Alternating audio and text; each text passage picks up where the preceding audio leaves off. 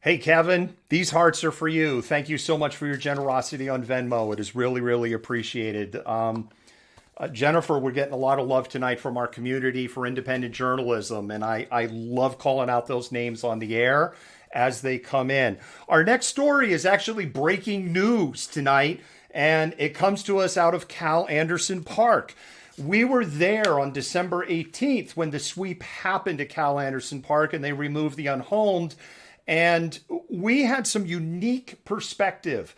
I purposely did not go where a lot of the other streamers and independent journalists, and for that matter, mainstream media went. They were in different locations. We were really trying to keep our cameras on the clearing of the unhomed area and documenting that action from SDOT and city parks. And let's run this very short clip as a refresher on what happened on December 18th. Not seeing is we see nobody taking pictures. We see nobody cataloging. We're seeing no attempt to retain anything inside of this pop-up.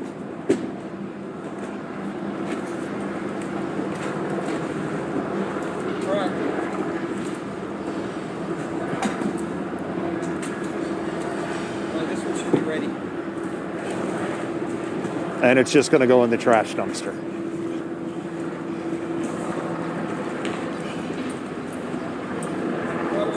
With the argument being, well, it's wet. And we can't store anything that's wet.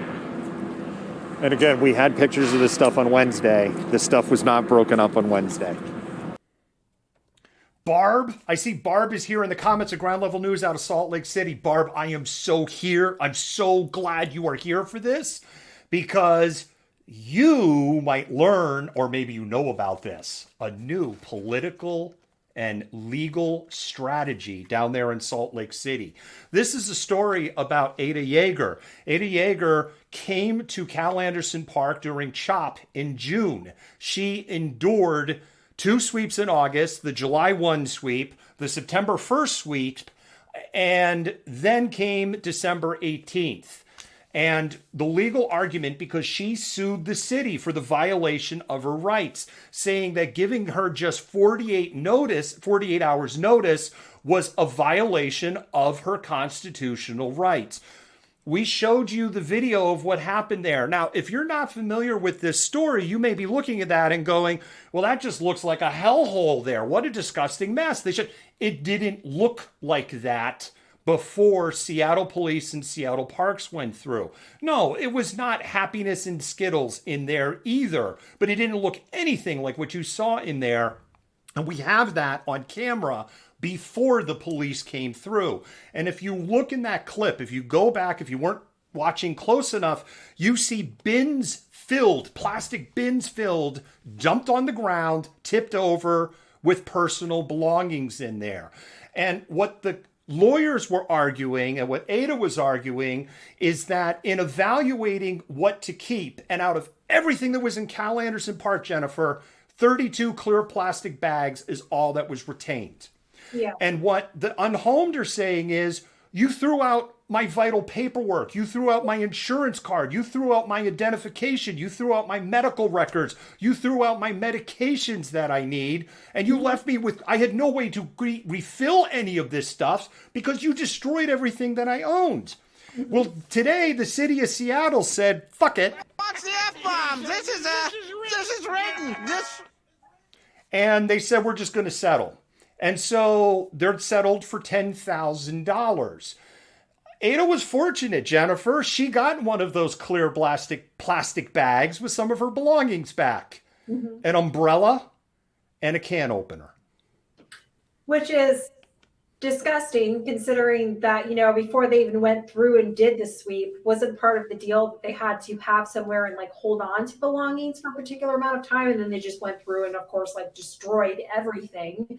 And yeah, there was so much entirely wrong with the way in which all of that went down. It's $10,000. I mean, I don't know.